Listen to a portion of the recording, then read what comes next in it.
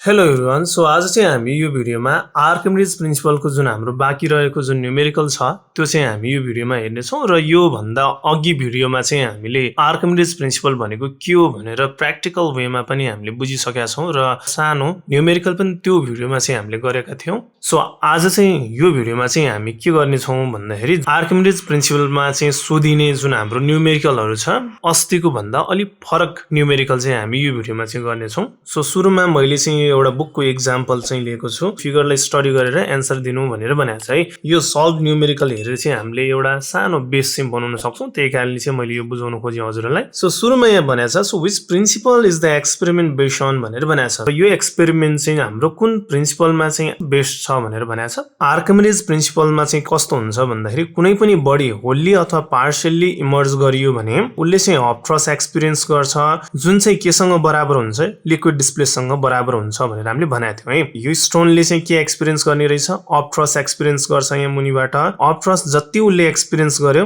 त्यति नै के हुँदो रहेछ त, यहाँ चाहिँ लिक्विड डिस्प्लेस हुँदो रहेछ भनेर हामीले आर्किमिडीज प्रिन्सिपल त्यो प्र्याक्टिकली पनि हेरेका थियौँ है। सो हजुरले त्यो भिडियो पनि हेर्नु होला एकचोटि, ताकि चाहिँ हजुरले यो चाहिँ अलि बेसिक लेभलमा अझ यो राम्ररी चाहिँ बुझ्न सक्नुहुनेछ। अब यति भनिसकेपछि हाम्रो यो कुनमा चाहिँ आधारित भयो त, आर्किमिडीज प्रिन्सिपल है। पास्कल्स ल हुनै सक्दैन, किनकि पास्कल्स लमा हामीले पढाएको थियौँ जब प्रेसर चाहिँ इन्क्लोज भेसलको लिक्विडमा लगाउँछौँ त्यो चाहिँ इक्वली ट्रान्समिट हुन्छ इन अल डिरेक्सन भनेर पास्कल्स लमा पढेको। सो यसमा त त्यो छैन, त्यही कारणले चाहिँ हाम्रो यो आर्किमिडीज प्रिन्सिपल भनेर हामीले लेख्यौँ है त। सो सेकेन्ड क्वेसन छ, what is the upthrust given by the liquid. यो जुन हाम्रो लिक्विड छ यो लिक्विडले चाहिँ कति अपथ्रस्ट चाहिँ यो स्टोनमा एक्जर्ट गर्यो त्यो भन्नु भनेर भनेको छ। आर्किमिडीज प्रिन्सिपलबाट के पढाएको थियौँ भन्दाखेरि upthrust equals to weight of liquid displace. जति लिक्विड चाहिँ हाम्रो पोखिन्छ डिस्प्लेस हुन्छ त्यही नै बराबर के हुन्छ अपथ्रस्ट भनेर हामीले पढाएको थियौँ है। अब यही कारणले चाहिँ हामीले यहाँ के लेख्न सक्छौँ त हेर्नु त। So the upthrust given by the liquid is 3 newton भनेर लेख्न सक्छौँ, किन भन्दाखेरि यहाँ डिस्प्लेस लिक्विड कति छ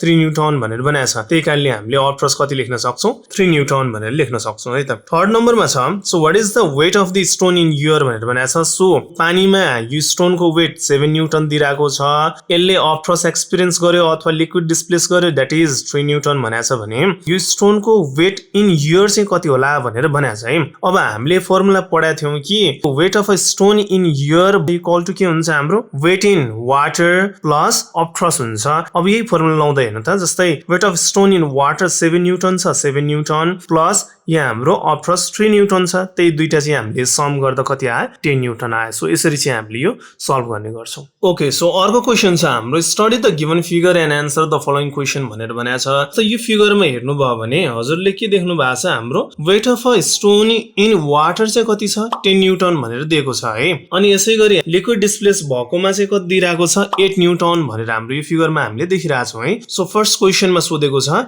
so what is the mass of a stone in air भनेर भनेको छ है। मास of a stone in air चाहिँ कति हुन्छ भनेर हामीले सोधिएको छ, त्यही कारणले सुरुमा हामीले गिवन लेख्यौँ।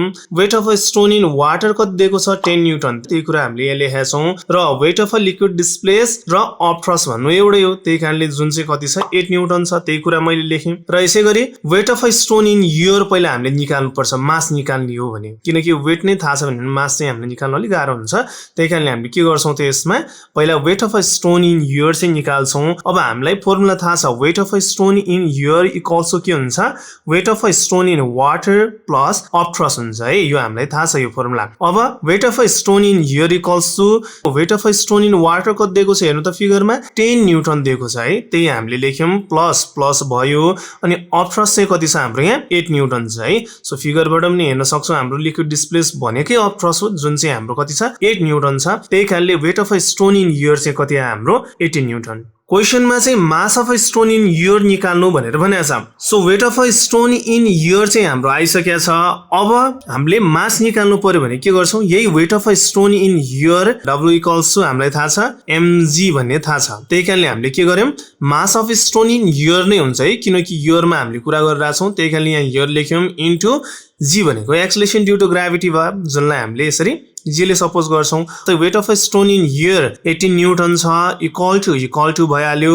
र यसै गरी मास निकाल्नु पर्ने m लेख्यौँ, र यसै गरी एक्सेलरेसन ड्यू टु ग्राभिटीमा चाहिँ हजुरले 9.8 राख्न पनि सक्नुहुन्छ, 10 राख्दा पनि हुन्छ है। सो मैले चाहिँ यसमा 10 राखेर गराएको छु। अब यति गरिसकेपछि हेर्नु त 18 डिभाइडेड बाई यो 10 भयो, सो m भनेको कति आयो त 1.8। अब मासको एसआई युनिट केजी, त्यही कारण लास्टमा हामीले यसरी पनि लेखेका छौँ the mass of a stone in air equals to 1.8 KG भनेर लेख्यौँ है। र अर्को एउटा क्वेसन छ how much of thrust is exerted on the stone भनेर भनेको छ है। त्यो ढुङ्गाले चाहिँ कति अफ थ्रस्ट चाहिँ एक्सपिरियन्स गर्यो भनेर भनेको छ। त हामीलाई थाहा छ, हेर्नु त, जति उसले लिक्विड डिस्प्लेस गर्छ त्यो ढुङ्गाले त्यति नै के हुन्छ, उसले अफ थ्रस्ट एक्सपिरियन्स गरेको हुन्छ भनेर हामीले बुझेका छौँ है। फिगरमा हेर्दा पनि लिक्विड डिस्प्लेस चाहिँ 8 न्युटन एक्सपिरियन्स गरेको छ, त्यो बराबर नै अफ थ्रस्ट हुन्छ।